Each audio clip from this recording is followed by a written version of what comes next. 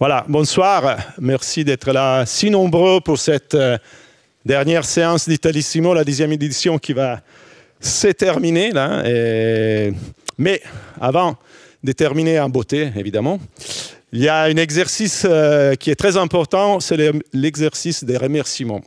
C'est un peu rhétorique, je crois, pour vous, mais pour nous, c'est très important, je vous assure, parce que sans faire les remerciements, nous ne pourrons pas faire le festival.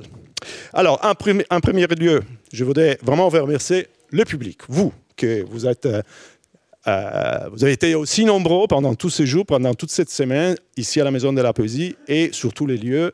Donc, on est très, très contents. Vous avez été nombreux, chaleureux, et donc on vous remercie beaucoup parce qu'on fait le festival pour vous. Donc, le fait de voir une salle aussi pleine, pour nous, c'est vraiment, ça nous fait chaud au cœur. Donc, on vous remercie.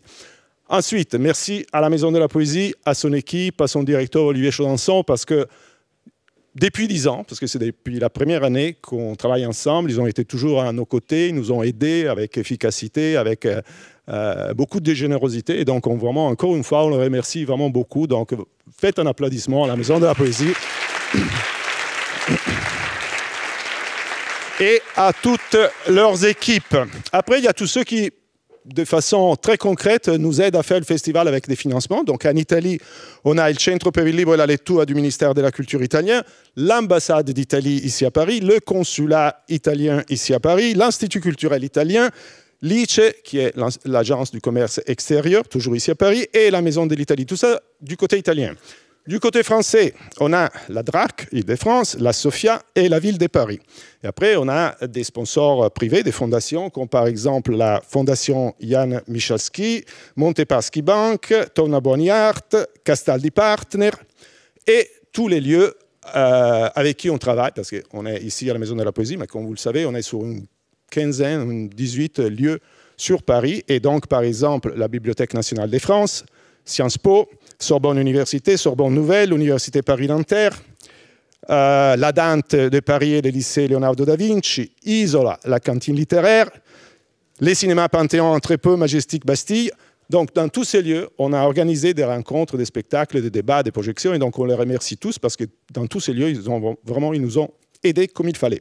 Et puis, évidemment, tous les auteurs qui sont passés cette année, mais pendant les 10 ans qu'on a traversé ensemble, tous les animateurs, tous les interprètes, tous les traducteurs, parce que sans eux, il n'y aurait pas de festival de littérature italienne à Paris, les éditeurs, les techniciens, les librairies, et évidemment, permettez-moi de remercier toute l'équipe d'Italissimo qui, pendant des mois, a travaillé pour cette semaine, et donc Evelyne, Alice, Nelly, Aurélie, Alexandre, Francesco et Tommaso. Donc, tout ça, vraiment, c'est les gens qui travaillent pour le festival. On est arrivé à 10 ans, on verra après ce qu'on va faire, parce que, bon, on avait dit au début, ça serait bien d'arriver à 10 ans. On est là et on ne sait pas exactement ce qu'on va faire après. Mais en attendant, on a rendez-vous à Lyon, comme vous le savez, depuis 4 ans, donc ce sera la 5e édition en octobre. On fait un Italissimo à Lyon depuis 5 ans, donc le 3, 4 et 5 octobre, on sera à Lyon. Et puis, j'espère, l'année prochaine, en avril, encore une fois, ici à Paris. Mais voilà, pour terminer, mais ce soir, j'ai vraiment l'honneur et le plaisir d'avoir avec nous un ami, parce que c'est lui, au fond, qui nous a aidés à lancer ce festival, donc Alessandro Baricco.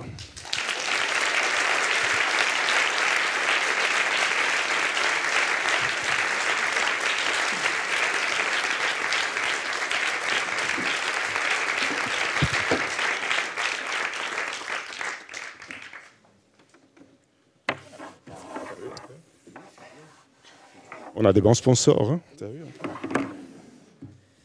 Alors, peut-être qu'on n'a plus besoin de présenter Alessandro Baricco quand même, mais c'est quand même toujours mieux de rappeler quelque chose. Donc, Alessandro Baricco, romancier, écrivain, essayiste, dramaturge, cinéaste aussi. Il a fait des émissions télé, il a fait plein de choses. Son premier roman, c'était Château de la Colère. Beaucoup de vous l'ont lu, j'imagine. Et après, c'était en 1991, hein, donc ça fait déjà un petit moment qu'il écrit des romans. Et après, il y en a eu beaucoup d'autres très connus, Océan Mer, Soi, City, Sansan, Cette histoire-là, 3 fois de l'aube, La jeune épouse. Mais avant d'arriver au roman pour lequel on est là ce soir, donc Abel, son nouveau roman, Il faut aussi rappeler qu'il a fait du théâtre Novecento, au Smith and Wesson. Il a écrit des essais, Les Barbares, des games. Il a fait des émissions télé. Il a dirigé un film, Lezione 21, ou 21, Lezione 21, comme vous voulez. Donc voilà, plein de choses, un long parcours. C'est, je pense, un des écrivains, des intellectuels, parce qu'il faut dire aussi que Alessandro, c'est un véritable intellectuel, un observateur de la réalité, non seulement italienne, de la réalité culturelle, de la réalité politique, tout ça. Donc c'est vraiment quelqu'un pour lequel j'ai vraiment beaucoup d'estime. Et donc aujourd'hui, j'ai le plaisir de le recevoir parce qu'après 8 ans, ça faisait 8 ans qu'il n'écrivait pas des romans, il est retourné au roman avec Abel, publié par les éditions Grasset, ici en France, et traduit par Gallimard, pardon, excusez-moi, je ne sais pas pourquoi. Non, parce qu'elle est là. Non, je sais, elles sont toutes là. je sais. Donc, Gallimard, je ne sais pas pourquoi j'ai dit Grasset, c'est bizarre. Bon, et j'étais en train de dire, traduit par Lizkaya. Voilà, donc, pour lancer cette conversation, au-delà du fait que je te remercie vraiment encore une fois d'être là avec nous, et je rappelle qu'on a commencé ce festival avec lui il y a 10 ans, et donc la 10e édition, on le termine avec lui, donc je suis vraiment très content. Voilà, raconte-nous un peu comment est née cette histoire d'Abel, parce que j'ai lu une déclaration que tu avais faite en disant, à un moment, je me suis demandé ce que j'aurais pu écrire si j'avais plus de contraintes, si j'avais plus d'obligations, si j'avais plus de contrats, si j'étais complètement libre, etc. C'est vrai que c'est né un peu comme ça, ce roman? Bonsoir et merci. Merci d'être venu. Non, c'est vrai qu'à un certain point de ma vie professionnelle, j'ai entrevu la possibilité de faire un mouvement bizarre. Donc de bouger un peu les choses que je faisais dans mon travail et d'obtenir la situation dans laquelle je pouvais vivre sans mes livres. Je veux dire mes livres nouveaux. Et donc j'ai fait un peu plus d'autres métiers que je faisais. J'ai commencé à parler en public, par exemple, aux entreprises, par exemple. C'est une chose agaçante, mais ça mène beaucoup de gens. C'est bien. Et j'ai juste mis à côté les livres et je pensais, bon, juste voyons qu'est-ce qu'il arrive si je ne dois pas gagner de l'argent avec les livres. Je les gagne d'une autre manière ou je les là. Et donc, bon. Et donc, en toute liberté d'un point de vue économique. Okay? C'est une sottise. Mais il y a quelque chose que j'aime dans cette pensée. C'est un peu romantique, non? L'idée de... Oui, ça sonnait bien, ça sonnait Cyrano de Bergerac. Mais aussi, il y avait une curiosité, parce que toute la vie, j'ai aimé ce fait que tu écris, et à la fin, tu écris parce que tu as des fils et ils doivent manger.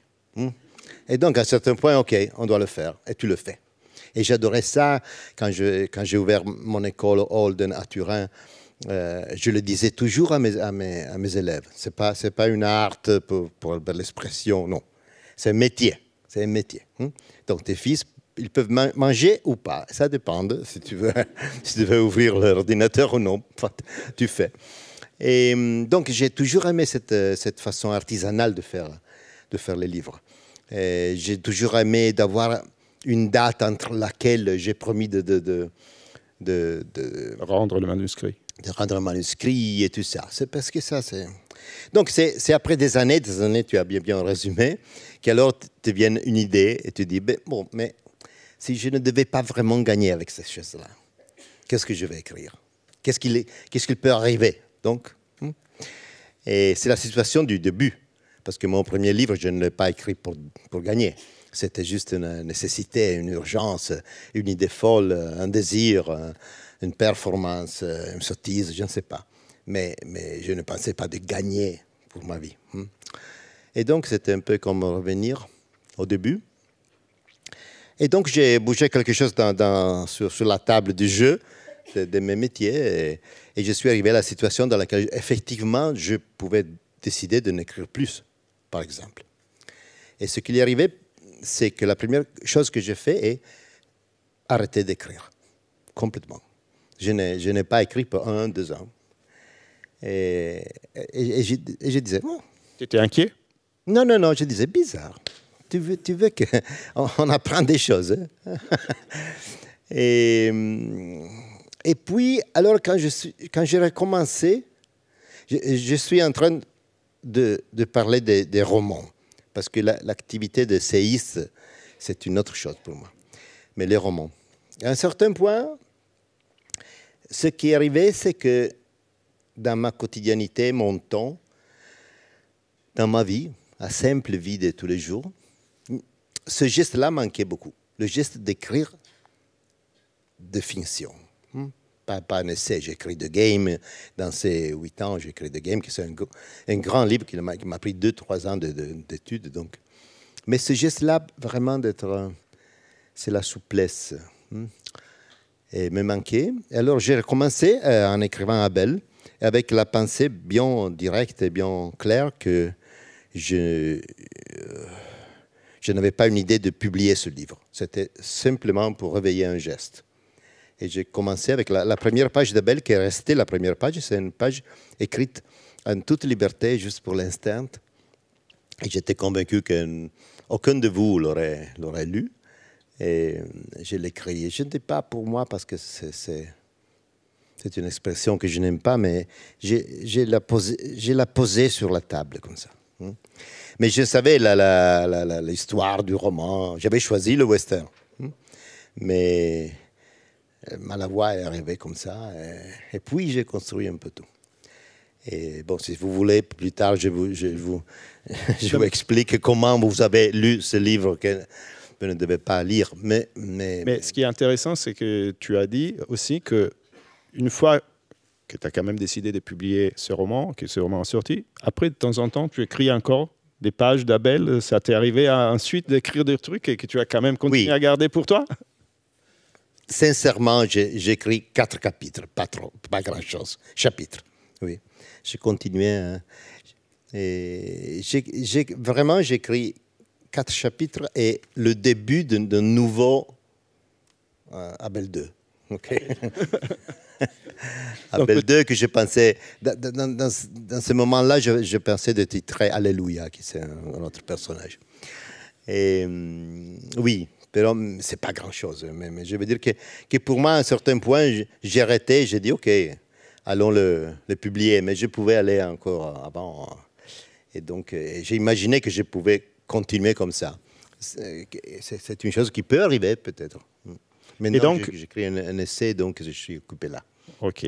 Et donc, de cet exercice d'écriture, disons pour soi, ou en tout cas sans finalité de publication, est né Abel. Donc, un western métaphysique, c'est toi-même qui as donné cette définition, c'est l'histoire d'Abel, un pistolero, un as de la gâchette, quelqu'un qui tire très bien avec le pistolet, dans un Ouest un peu, qui évidemment c'est le Ouest qu'on a un peu tous vu, mais en même temps un peu sans définition précise, disons, après on verra ce que c'est ce Ouest imaginaire pour toi. C'est quelqu'un justement qui tire très bien et qui à un moment de sa vie décide qu'il va arrêter de tirer, d'utiliser ses armes, chose que pour un shérif, ce n'est pas évidemment la meilleure des décisions, mais il sera amené à rompre cet engagement, cette décision de ne plus jamais tirer, pour des raisons que vous allez découvrir en lisant ces romans. Donc c'est une histoire racontée à la première personne par Abel, avec des va-et-vient dans le temps. Peut-être c'est aussi le résultat de cette écriture, donc avec des chapitres, c'est une espèce de puzzle, etc. Mais première chose, peut-être, il y a d'autres personnages, il y a les frères, les sœurs, il y a une femme. Les femmes sont très importantes dans ce roman. Pourquoi le Ouest? Ce n'est pas la première fois que tu situes tes romans. C'était City déjà, je crois, 500, peut-être d'autres. Enfin, ça fait partie de ton imaginaire, le Ouest? C'est quoi? C'est le lieu de la frontière, ce qui est ouvert, les possibilités? Non, je ne sais pas effectivement pourquoi. Je sais pourquoi j'ai choisi de commencer avec cette illumination de la première page et j'ai choisi le western. Mais je veux dire, j'ai choisi un genre. Je pouvais choisir La science-fiction. la science-fiction, des guerres galactiques, ou sinon des choses de gangsters à Chicago, ou la mafia. Je pouvais choisir, ok? Mais entre les genres, le West, c'est pour moi, c'est fantastique. J'adore le western, donc c'était ça. Hein? Mais avant, c'était le choix de prendre une table de jeu qui existe déjà. Ok? Et donc, je peux l'utiliser, je peux faire une partie, un match, comment dire, une partie? Un match. Parce que les règles du jeu sont là, et je peux inventer une partie formidable, un match formidable, génial. Mais les règles sont là, la table c'est là, il y a toutes les caselles, les cases. Ah, les cases. Et donc, c'est tout fait. Donc, c'est bien, tu pars et tu vas. Au contraire, si tu dois écrire Océan-Mer, tu dois bâtir tout. La table du jeu, les pièces, les règles, les mouvements, les couleurs, tout ça. C'est fatigant. Je n'avais pas envie de fatiguer. J'étais juste pour récupérer un geste que j'adorais. Donc, vous pouvez comprendre. Et c'est pour ça que j'ai récupéré le genre. Et le western, bon, il y a quelques raisons psychanalytiques que je ne connais pas. Mais le western, pour moi, c'est génial. En tout cas, c'est un décor. Et en même temps, tu dis, c'est aussi un peu la métaphore de l'absolue liberté de l'écrivain. Non? Le West. L'Ouest, ce décor que tu poses, Non, ce que je veux dire, c'est que, vraiment, exactement, mon cher, c'est que, parce qu'il y a 5 lignes au début du livre, qui sont un nom de la liberté de l'écrivain. Ce que je veux dire, c'est que si tu choisis la vie de la fiction, je crois dans une liberté totale pour l'écrivain. Et ici, il y avait un problème, parce que le thème, aujourd'hui, c'est plutôt délicat. Pour faire un exemple, il y a beaucoup de violence. Le western, c'est souvent masculiste, on dit en français. machiste. Machiste, c'est plus direct, machiste. Il y a une relation avec les natifs très compliquée. Et donc, j'ai juste mis 5 lignes pour dire que, pour ce qui concerne moi et ma pensée sur les romans, sur ce métier-là, j'étais vraiment désolé si je offendais quelqu'un, offensais quelqu'un, avec mes histoires, mes phrases, une phrase, un nom, une expression. Non? Mais pour moi, c'était si important de défendre ma liberté. Quelquefois, on choisit un son, et simplement un son, une ligne, un rythme, tan, ta, ta, tan, ok? Et comme ça, on choisit un mot. Et ce mot peut aller offendre quelqu'un. Et alors, je voulais simplement dire que pour moi, et cette petite communauté de gens qui, dans la vie, écrit ça, le son, c'est plus important. Nous sommes là pour sauver le son. Il y a beaucoup d'autres personnes qui sont là pour sauver d'autres choses. Une forme de respect, une tradition, une histoire, la justice. Mais ce n'est pas ce que je crois de moi et du monde qui écrit des romans. Je pense plutôt que nous sommes là pour défendre une liberté d'imagination totale, un goût de la langue, qui sinon on perd. Là. Et nous sommes là pour faire ça. Rien ne doit arrêter nous dans tout ça. Et justement, tu n'es pas inquiet du fait qu'en ces moments, cette liberté absolue de l'écrivain, en tout cas de l'art, de l'artiste, etc., est remise en question de beaucoup de côtés. Il y a des limites qu'on essaie de poser à la liberté des écrivains et des artistes un peu de tous les côtés. D'un côté, il y a les excès de la culture woke qui veut réécrire certaines choses qui empêchent une certaine vision d'extrême droite, qui veut réduire certaines libertés d'expression. Qu'est-ce que tu en penses de tout ça? C'est une bataille dure, mais nous sommes durs comme les autres, on doit combattre. Bon. C'est très physique et c'est très concret. Hein. Ici, il y a une communauté de natifs américains, hein, et j'ai choisi le Nootka, c'est un nom qui c'est pas populaire en Italie et je crois en France aussi. Nootka. C'était les Apaches. Voilà, les Apaches, tout le monde les connaît. Pas Cheyenne, Apache, Sioux. Donc, le son, c'est magnifique, Nootka. Et en plus, ils avaient historiquement cette caractéristique que j'adore, qu'ils chassaient les baleines, qui c'est pas politiquement très correct. Mais tu imagines toujours les Indiens, comme on dit, les natifs américains qui font la chasse à bisonte, le bison. Non, ils faisaient les baleines, parce qu'ils étaient sur les îles du ouest, nord-ouest.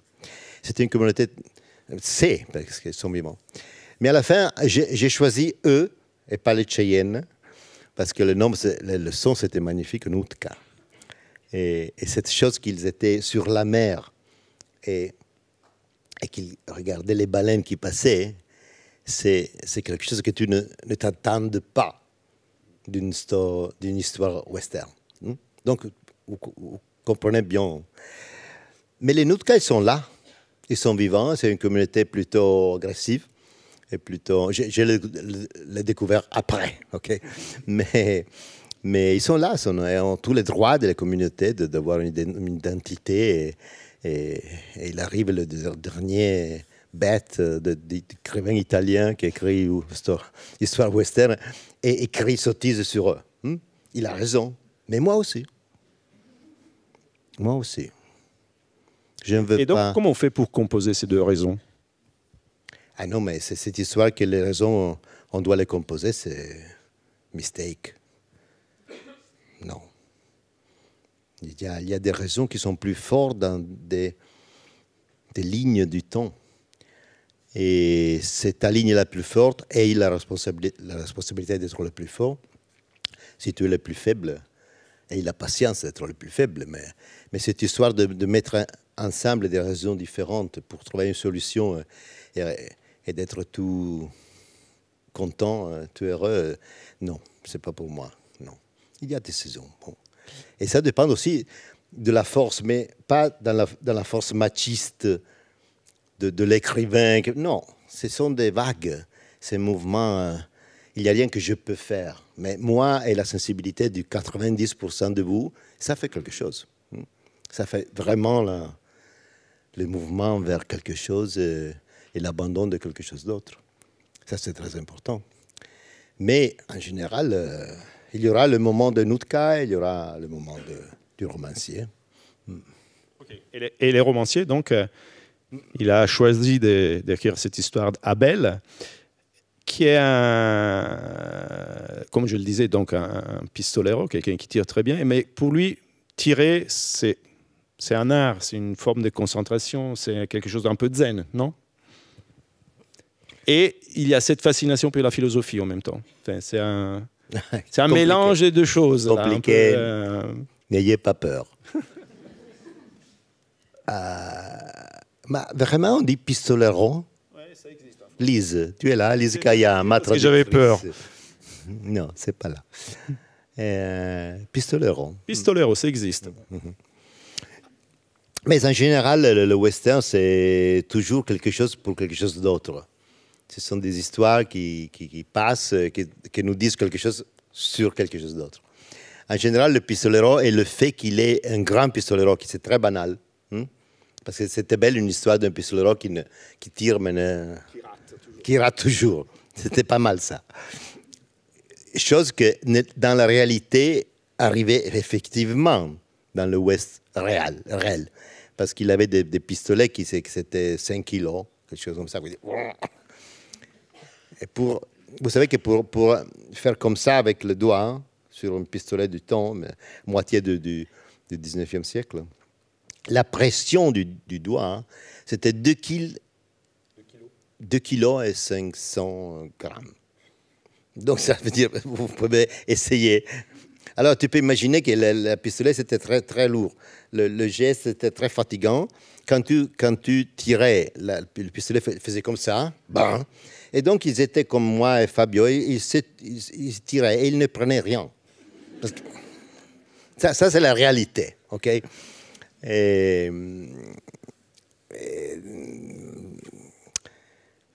Mais symboliquement, tirer, c'est quelque chose de très sophistiqué, élégant, peut devenir très très élégant. Et il y a la mort dans le projectile, comment on dit, dans le projectile, il y a la mort.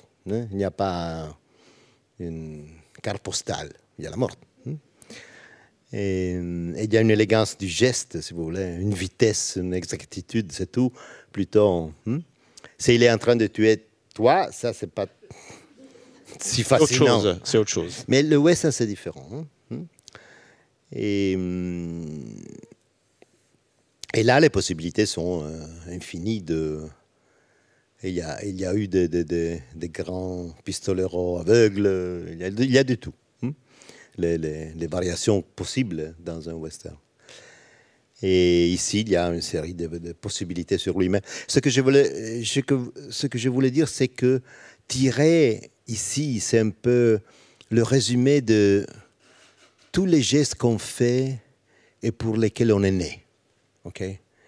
Donc, pour quelqu'un de vous, sera, je ne sais pas, courir ou enseigner à l'école ou faire les calculs pour l'administration d'une entreprise, non? Tu es né pour ça, hein? Quand on a la chance d'être né pour quelque chose. Et tirer d'un pistolero, c'est ça. Hein?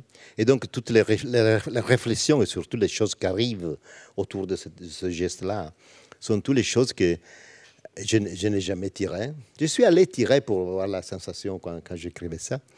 Mais je déteste les armes et tout ça.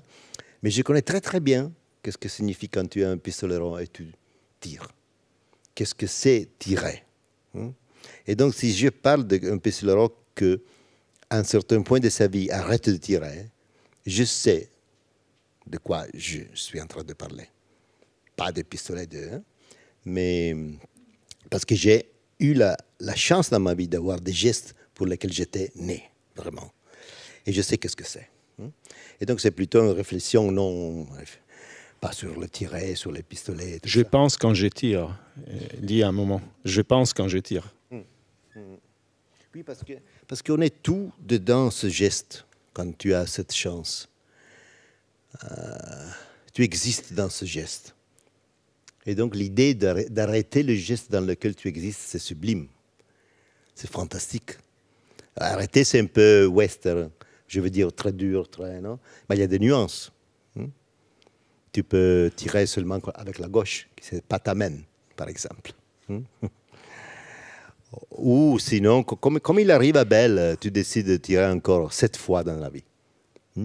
Et puis, décider quels sont les 7 tirs que tu vas faire, c'est pas mal. Les 7 coups. 7 coups. Ça, c'est pas mal. Et je crois que dans la vie, nous faisons ça. Vous ne le savez pas, mais c'est une chose que nous faisons. De temps en temps, nous faisons. Pas si exactement, ça c'est le western. Sept, non? Mais il y a ce mouvement dans la tête qui dit, OK, cette chose-là, je vais la faire. Vous ne dites pas 3 fois, mais seulement quand il y a une certaine lumière et dans moi, une sensation. Sinon, temps perdu. Et donc, en général, je déteste le mot, mais c'est une métaphore, oui, c'est une métaphore. Mais tout, le western, tout c'est métaphore, tout.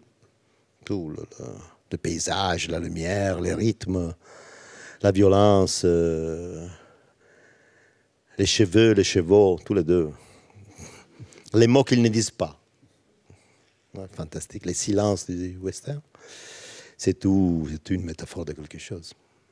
Cela dit, cette histoire de quelqu'un qui tire très bien, qui arrête de tirer, le choix d'arrêter la violence, tu l'avais déjà fait dans un autre livre, hein, Sans sang. Là aussi, il y avait un peu ça. On arrête la violence, non? Et à une époque où on parle des armes de tous les côtés, où il faut se réarmer, il faut faire la guerre, etc., est-ce que ça peut être aussi un geste, le courage de s'arrêter? Comme on est dans la métaphore. Oui, oui, pourrait, mais je dois dire la vérité, que Abel, la violence, c'est pas ça le sujet. Abel, il se trouve arrêté de tirer, pas parce qu'il est bon, pas parce qu'il est de gauche. Non, les raisons sont complètement différentes. Donc, ce n'est pas une choix éthique, pas du tout. Pas du tout. Sans sang, c'est un livre écrit sur cette choix, exactement, qui est un pendule sur cette choix, complètement dédié à ça. Mais Abel, non, je ne pensais pas à ce discours de la violence, pas du tout. Il n'y a rien d'éthique. C'est plutôt esthétique, théorétique, beaucoup. Il y a de la philosophie.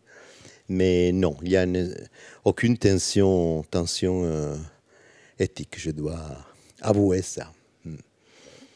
Par exemple, il y a aussi grand respect et fascination pour ces caractères féminins, qui dans les westerns, ils n'existent pas, vous savez.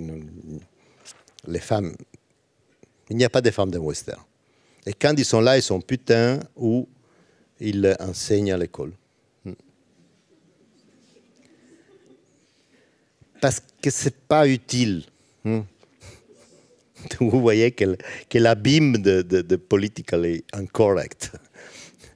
C'est un univers d'une façon folle à imaginer sans le contribuer à la nécessité des femmes. Incroyable. Mais l'Ouest, historiquement, c'était un peu comme ça, parce que c'était un monde d'hommes. C'était un monde d'hommes. Un monde d'hommes, complètement. Et donc, s'il y avait une femme, travaillait.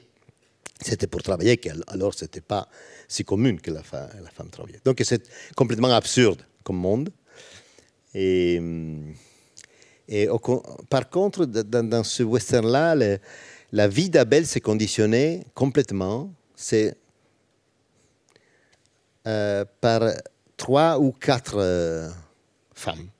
Sa mère, sa sœur, sa mère, c'est pas une sorcière, c'est une bruja, une chamane, magicienne native américaine.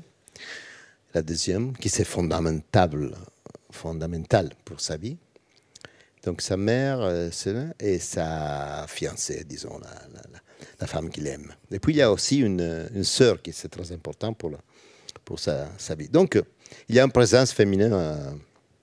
Ici, les femmes sont presque plus importantes que les hommes. Enfin, après, oui. Bien sûr, il y a des hommes, mais les protagonistes à côté d'Abel, c'est presque toutes des femmes. Oui, oui. L'histoire d'Abel s'est faite par ces 3, 4 femmes et un aveugle, son maître de tirer, qui est aveugle.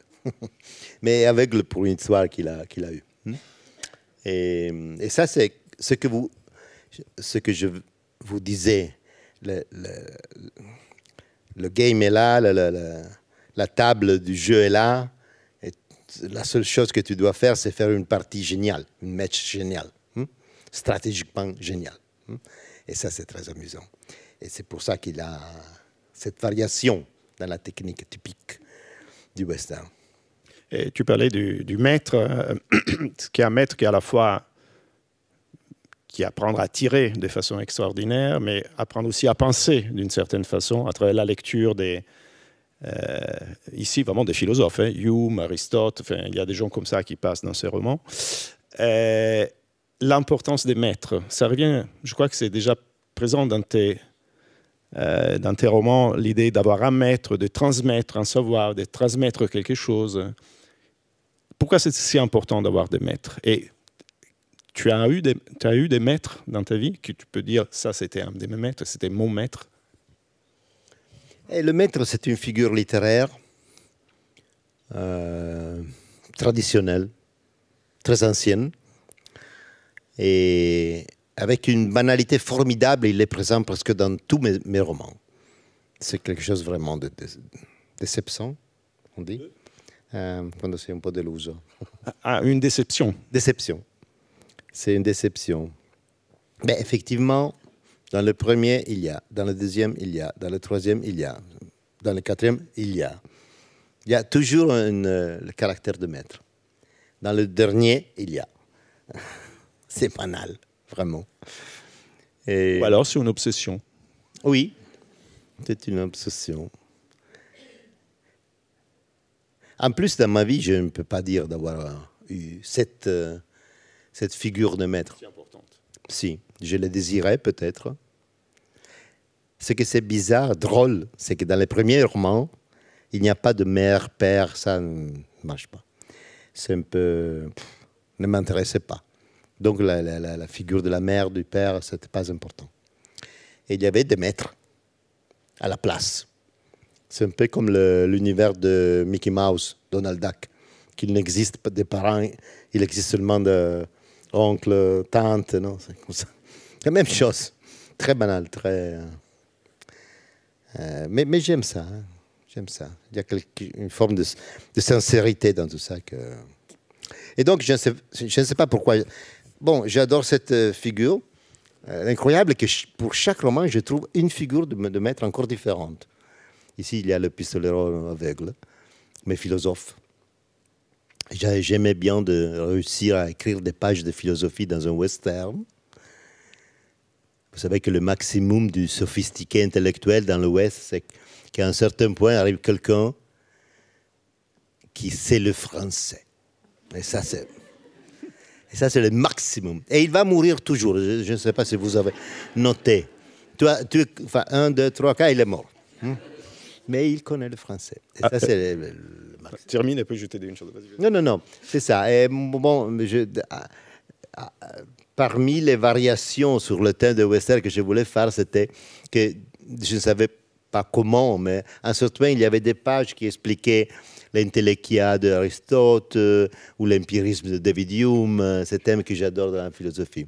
À la fin, vous le trouvez dans Zabel, mais pas peur. Sous une autre forme. Mais... Non, à propos du français, il y a quand même un truc qu'il faut dire. Il y a un moment un des personnages mineurs peut-être, enfin pas tellement mineur, mais c'est un juge à un moment qui condamne un criminel à apprendre le français. Qu'est-ce qu'ils t'ont fait, les Français?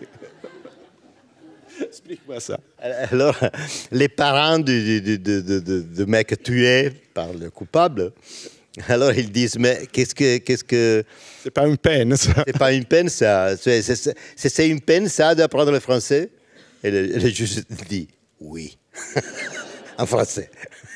Et alors, toi, qui t'a condamné à apprendre le français? Non, au contraire, le français, c'est une langue plutôt naturelle pour les Turinois. Pour moi, le problème, c'est parler en anglais. C'est absurde.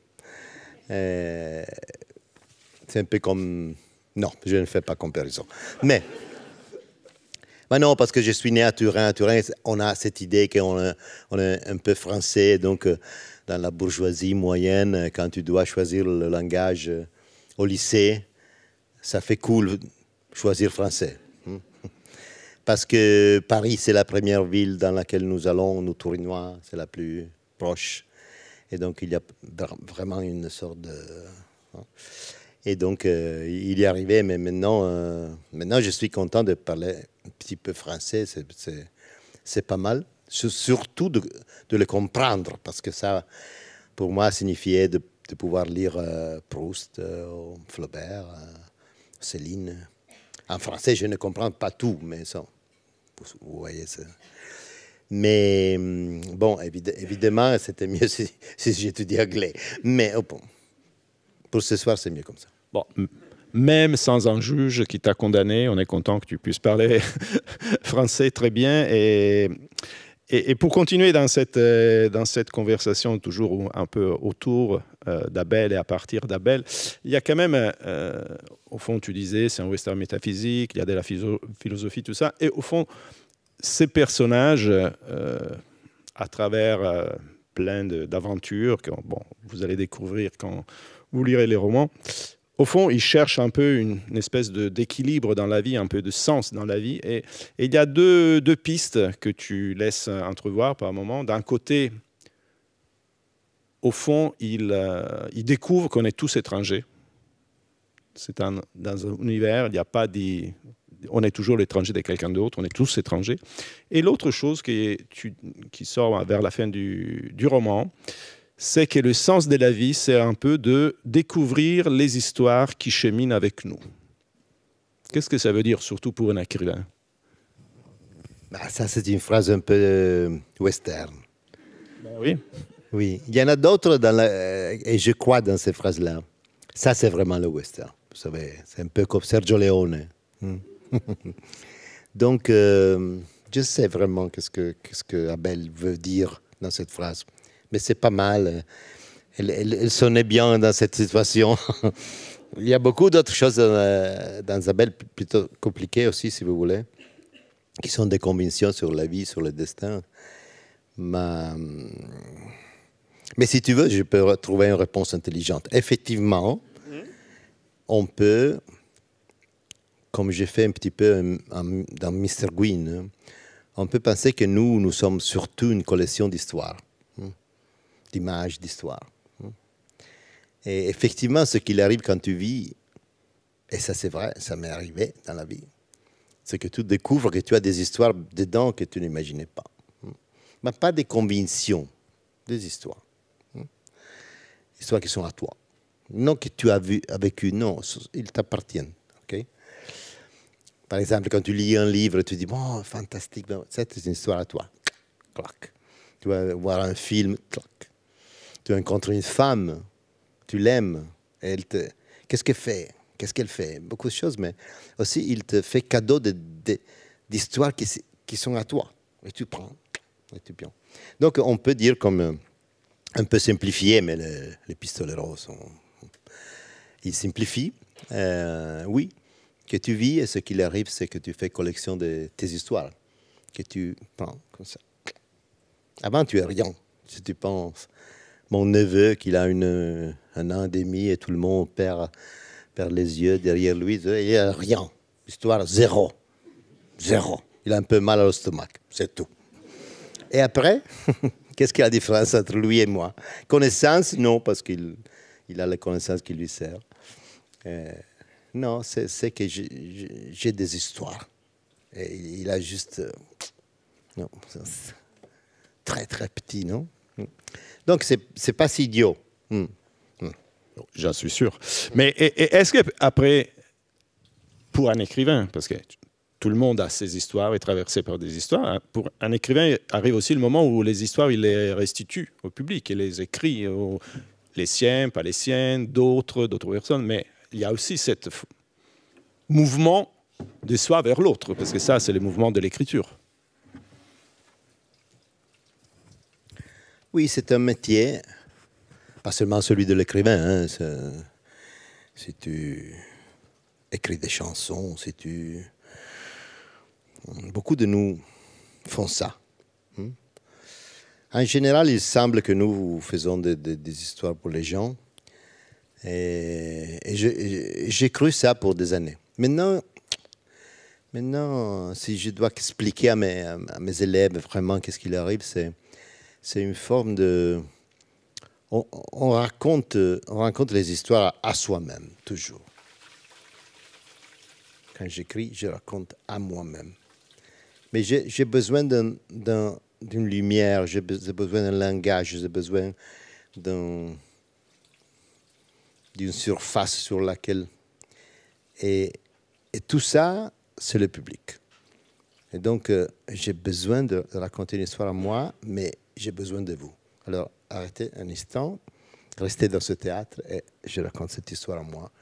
Mais avec cette énergie, je ne sais pas qu'est-ce que c'est. C'est une énergie, c'est quelque chose que... C'est un magnétisme qui prend ce qui est complètement caché dedans et, non? Et puis je le reprends. Mais en général, je le reprends. Vous croyez que vous avez mes histoires, mais ils sont toutes chez moi. Mais quelque chose, un peu de poussière, elle reste là. Mais en général, j'ai pensé longtemps que c'était un métier vraiment, comme tu vois, la description, c'est très, très exact. Il existe quelque chose que je fais collection de ça, avec ma sensibilité, tout ce que tu veux. Et puis à la fin, je prends ça et la prends dans ma main et je te la donne. Et ce geste, très compliqué, mais tu le peux faire. Si tu es un écrivain, tu fais ce geste dans une situation très difficile. C'est comme faire ce geste dans un fleuve en tempête. Donc je dois sauver tout ça. Et parce que c'est très indirect. J'écris des histoires pour des gens qui me lisent et je ne suis pas là. Si tu joues le piano, les gens sont là et les distances sont communes. Mais quand tu écris des livres, vous me lisez des années après dans une ville dans laquelle je ne suis jamais été. Vous ne me connaissez pas. Je ne vous vois pas dans les yeux. Donc c'est compliqué. C'est un peu... Et c'est comme ça, effectivement. C'est la description du métier. C'est plutôt fidèle. Mais la chose incroyable, c'est que quand j'ai traversé la fleuve, et finalement, je peux poser dans la main de quelqu'un d'autre cette histoire. Quelqu'un d'autre, c'est moi. Mais quand je suis parti, il y a beaucoup de gens qui disent eh, oui, oui, si, si. Alors je pars, je fais tout ça. Et c'est vous. Et vous êtes ça. Et puis quand j'arrive, peut-être il y a beaucoup de mains, je salue tout le monde, mais je cherche une main et je lui donne ça et c'est ma main, la plupart des fois. De temps en temps, on écrit vraiment pour vous. Ici, il y a des chapitres qui sont écrits vraiment pour le lecteur. J'étais là et j'ai dit, bon, maintenant, on va s'amuser avec lui. Et alors, ce sont des scènes, je ne vous dis pas lesquelles, mais ça, c'est vraiment le plaisir de prendre quelque chose de, tiens, hop. Et quand tes histoires, bon, tu les reprennes, mais en même temps, elles partent, tes histoires, et il y a des lecteurs, et parfois, il y a même d'autres artistes qui s'en emparent, qui en font des films, qui en font des spectacles de théâtre. Quelle est ta réaction quand tu vois, par exemple, récemment on en a parlé, Angelina Jolie a tiré un film de 500, quand tu vois ton histoire à travers les yeux et le travail et la sensibilité d'un autre artiste, quel effet ça te fait? En général, c'est une chose belle quand elle arrive, c'est bien. Bon. De temps en temps, ils font quelque chose vraiment d'horrible. Alors. Mais quelquefois, très rare, ils font un chef-d'œuvre. Très rare. Sinon, c'est vraiment cette chose, cette boule qui roule. Et tu la vois qui va. C'est beau. C'est une occasion pour rencontrer d'autres talents, d'autres auteurs. Dans la transmission par un genre à l'autre, roman, ballet, roman cinéma, roman théâtre, roman bande dessinée. On a fait une adaptation de Novecento en bande dessinée miraculeuse. La meilleure adaptation que je connais. Pour Mickey Mouse. Il y a Mickey Mouse qui fait pas Novecento, il fait le joueur de trompette. Et chaque fois, c'est bien. C'est quelque chose de bizarre. Tu ne reconnais presque jamais ce que tu as pensé. Dans ce film-là d'Angelina Jolie, je reconnais quelque chose directement. J'ai pensé, oh, c'était vraiment ce que j'avais dans ma tête. Mais dans la plupart des cas, c'est pas comme ça et ne doit pas être comme ça. Parce que l'histoire devient l'histoire de notre. Et donc son imaginaire, sensibilité, l'idée du rythme qu'il a, c'est tout à lui. Et tu lui donnes ça, bah c'est bien. C'est une très belle sensation. Chaque fois qu'il est arrivé dans ma vie, j'étais content. Et à propos du cinéma, je disais tout à l'heure, tu as fait un film il y a longtemps et tu n'as jamais eu plus envie de faire d'autres films, de retourner travailler directement avec l'image Enfin, tu as fait beaucoup de théâtre, tu as fait beaucoup d'autres choses, mais le cinéma, tu as fait un essai, puis c'est trop compliqué, il y a trop de monde, ça coûte trop d'argent. Bah, il peut expliquer beaucoup de choses. Le fait que le film l'a vu juste maman, ma famille. Et après, le premier week-end, c'était. Nous, on l'a fait ici à Paris, on l'a vu. La première année. Non, quelqu'un l'a vu. Mais sinon, c'est par exemple ici, je demande qui a vu ce film, tu vois. Et donc, ça veut dire, je ne suis obsédé par des désirs, non? Obsédé. Mais ce n'est pas simplement ça, parce qu'on peut expliquer ce bizarre phénomène que personne n'a vu ce film.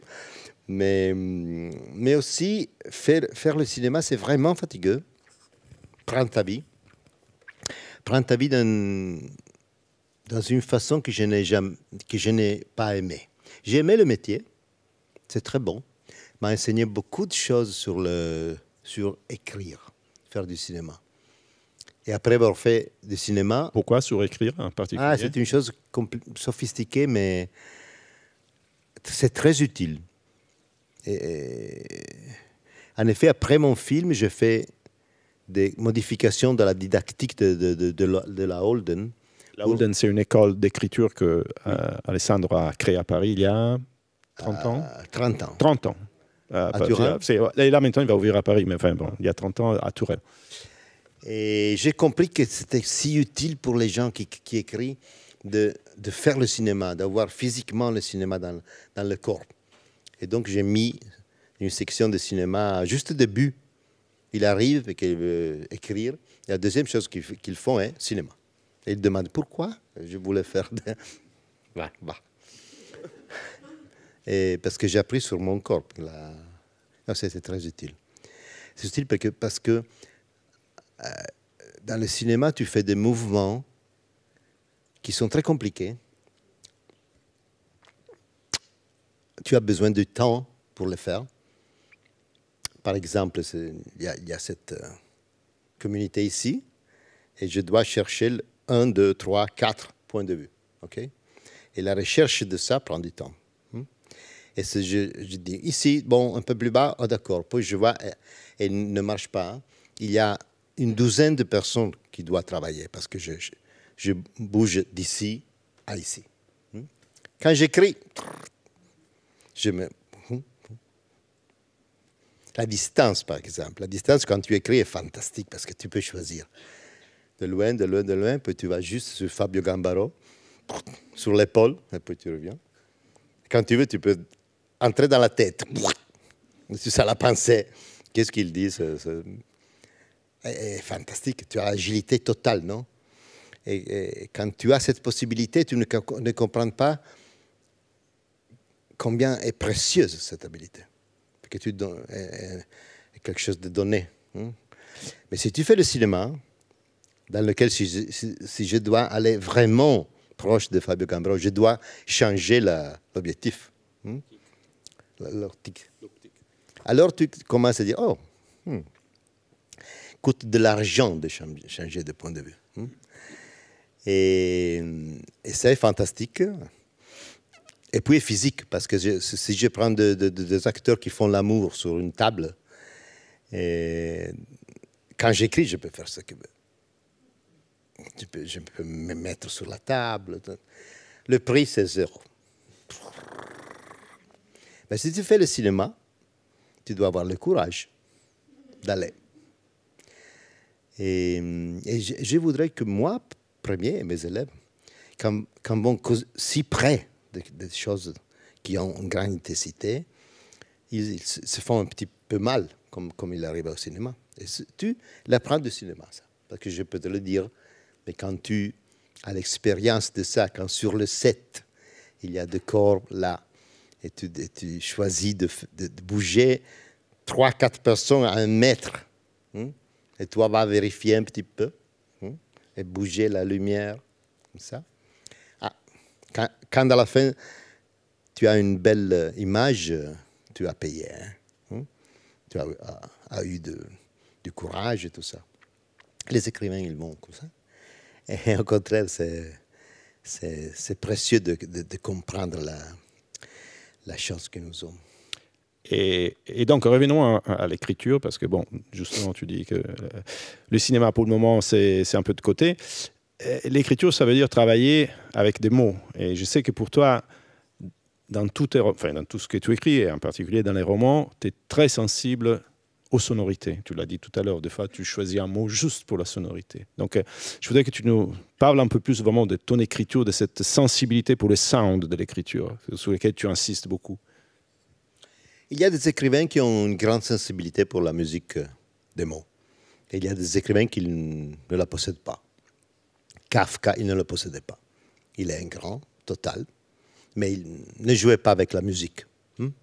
et jouer avec d'autres choses. Mais si tu enlèves la musique de ces lignes, il reste quoi? Donc ça dépend. Il n'y a pas une règle. Et moi j'adore la musique dans les mots, le son, parce que c'est une matière, et le rythme. Quelquefois les formes, ta, ta, ta, ta, ta, des formes classiques, rondo. Il y a des scènes dans mes livres qui sont écrits dans une forme de rondo, par exemple. Donc vous voyez que la proximité avec la musique, c'est beaucoup. Et ça, souvent, est perdu dans la traduction, mais pas toujours. Et j'insiste toujours avec mes traducteurs de penser au son, à la mélodie, au rythme, à la musicalité, au sound, plus qu'au signifiant. Et quelquefois, ça c'est possible. Par exemple, avec la langue française, c'est Lise Kaya qui est ma traductrice maintenant, mais aussi avant d'elle, les autres 2 traducteurs que j'ai eus ils ont fait très bien ça, parce que les deux langues ne sont pas trop loin. Vous pouvez imaginer un japonais. Qu'est-ce que veut dire un traducteur japonais? La phrase « please respect the melody ». Mais aussi le signifiant, hein, parce que ce sont des civilisations aussi d'un point de vue linguistique si loin. Alors là, la traduction, c'est un mystère, tu ne sais pas. Bon. Mais sinon, on cherche de rester là. Excuse-moi, juste à propos de musicalité, tu l'as dit toi-même, donc on ne dévoile rien, mais les chapitres d'Abel commencent tous par une phrase qui est un endécasyllabe, qui est le vers, comment on peut dire, même si peut-être tu ne l'as pas cherché exprès, mais en termes de musicalité, les décasyllabes, c'est vraiment le vers de la poésie italienne le plus important, le plus fondamental. Tu ne l'as pas fait exprès.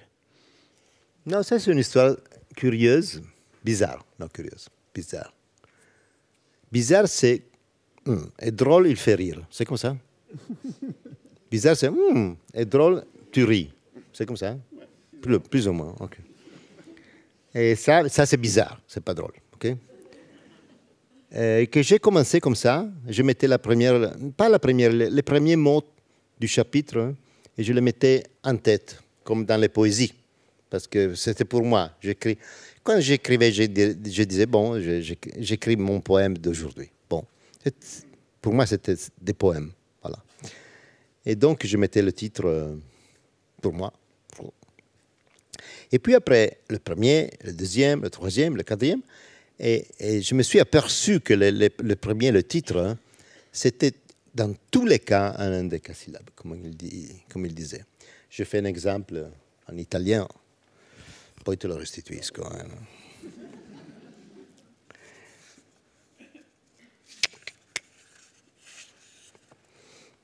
Parce que puis à la fin, j'ai modifié parce qu'il me semblait un peu automatique et bête de faire ça. Mais c'était très naturel. Je veux dire que quand je commençais un chapitre, je cherchais sur la musique, pas le signifiant. D'ailleurs, en France, on dit que l'italien, c'est musical. Hein. Enfin, tout le monde dit, votre langue, c'est musical. Sento una vibrazione, allora... La prima linea è sento una vibrazione, allora sparo. Et si je le lis en italien, sento una vibrazione, allora sparo. Ou si vous, français, vous sentez qu'il y a quelque chose de rond, quelque chose qui danse. Sento una vibrazione, allora sparo. Anche le son de lettres. Et si je vais vérifier, effectivement, c'est sento una vibrazione, allora sparo. Nel mezzo del cammin di nostra vita. C'est les mêmes. Les Italiens sont comme ça. Et c'est le vers, c'est plus typiquement italien, il y en a beaucoup. C'est le relatif du vers anglais, le blanket verse, qui Shakespeare a beaucoup utilisé, qui c'était tatan, tatan, tatan, tatan, tatan. Et vous comprenez bien la différence. Tatan, tatan, tatan, tatan, tatan. Ta-ta-ra, ta-ta-ta-ta-ta-ta-ta. Si vous voulez comprendre, parce qu'ils ont fait un empire et nous non, c'est bien clair que ça fait comme ça. Et ici, c'était comme ça, mais le deuxième sera quegli spazi che giacevano muti. Un decasillabo il secondo. Poi ho cominciato a smettere perché... però è un esempio che faccio, c'est un exemple que je fais à mes traducteurs. Parce que je lui dis, tu vois, que moi, premier, je fais de la musique. Et donc, suis-moi. Laissez perdre le signifiant. Oui, si tu changes complètement, mais si tu peux, fais danser tout ça. C'est aussi que on doit le faire avec intelligence parce que l'endécasyllabe, ça signifie peu pour les Français. Mais il y a des vers qui sont pour vous, comme l'endécasyllabe pour les Italiens. Et donc, en théorie, la magie du traducteur devrait reconstruire cette émotion. Et donc, justement, pour donner un exemple de ce sound de ton écriture, on avait décidé de lire 2 pages de Abel, mais en italien, justement, pour écouter la musique. Oui, et c'est le chapitre.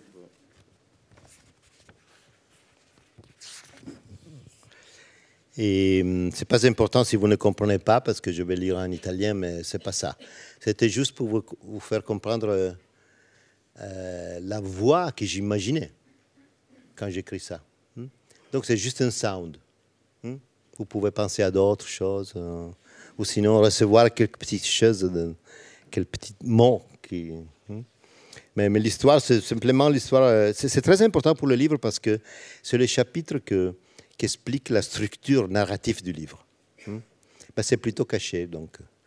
Mais à ce moment-là, c'est juste de la musique pour moi et pour vous. 4 minuti. Tranquille. 4 minutes. 4 minutes.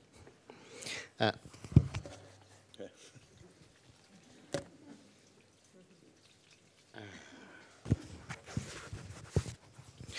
Prima di finire in Messico, nel mio lento colare verso il sud, di cui certamente dirò, se già non ho detto, c'erano quelle lande arroventate che attraversai, scolpite dal sole. La terra di solito è una pasta viva e grassa, ma lì una specie di violenza la spezzava in 2 ogni giorno, lasciando da una parte pietra durissima e dall'altra polvere a non finire. I passi seccavano fino a far male, e l'aria era farina nei polmoni e negli occhi. In quella gran luce io camminavo tuttavia beato, come poi non ho più dimenticato, e forse sapevo da sempre. Mi piaceva lo stordimento, il tremolio dell'orizzonte, le distanze disciolte e il percepibile sfumare di qualsiasi scopo. Il creato risultava fluttuante, poco certo, e una cosa che avrei trovato detestabile quando ancora sparavo, e che ora mi sembrava invece dolcissima, nell'età in cui mi ero messo a colare verso il sud, come una goccia su un vetro e via dalle mie pistole. Quando un giorno finisco in un monastero addossato alle colline, nel bel mezzo di quella terra morta. Si erano andati a cercare una qualche lontananza o pena per trovare più facilmente Dio, credo. O c'era dietro una storia che non ricordo, probabilmente qualcosa che c'entrava con un santo spagnolo. Erano una decina di frati, più qualche ragazzo ben pettinato, un paio di donne e un vecchio fuori di testa. Il terzo giorno dall'orizzonte arriva una nube spessa e veloce. Ci andiamo tutti a infilare in chiesa. Ci passa addosso un uragano, non finiva più, veniva giù l'impossibile, un castigo divino. Tornai ragazzino una volta che il temporale aveva preso me e mio padre, spaventoso, come sicuramente racconterò o avrò già raccontato, non so. In ogni caso, i frati attaccarono con le preghiere. Andarono avanti per un bel po', canti e preghiere. Intanto fuori sembrava che venisse giù il mondo. Durò un sacco di tempo. Poi tutto finì, quasi di botto. Si era sfogato per bene e adesso se n'era andato, qualsiasi cosa fosse. tempo di mettere la testa fuori e c'era di nuovo quel sole cannibale a divorare ogni cosa. Rimbalzava sul cortile quasi allagato. I ragazzini ci correvano a piedi nudi, strillando e spruzzando la felicità. Io salii sul campanile, non che fosse un granché alto, ma mi venne voglia di salire là sopra. Sono contento di averlo fatto. Per un po' restai a fissare la grande nube nera che si allontanava. Poi non so, passò del tempo, ma non so di che tipo. Molto tempo, comunque. A un certo punto, le voci dei ragazzini non c'erano più. Abbassai lo sguardo sul cortile. Era tale la fame del sole da quelle parti e la sete della terra che un bel po' dell'acqua se n'era già sparita. Il cortile stava tornando quel che era sempre stato, ma ebbi la fortuna di guardarlo in quell'istante, prima che tornasse terra dura e asciutta, e quando invece ancora era come una pelle chiazzata, una pelle secca che qua e là brillava di pozzanghere, come bagliori.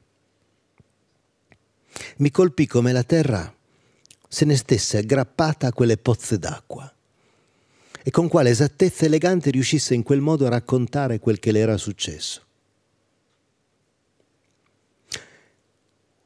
Di tutta la vita che si è vissuta e si vivrà, si incontra il racconto in attimi speciali sulla propria strada.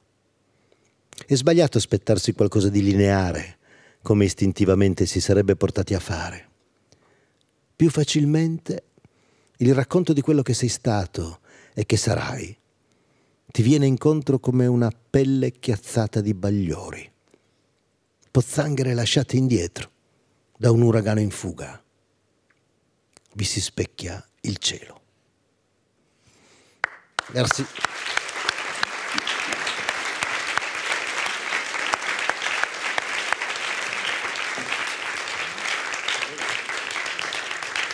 Mais voilà, je pense que c'est la meilleure conclusion. Je remercie vraiment Alessandro Baricco pour cette intervention, pour sa lecture.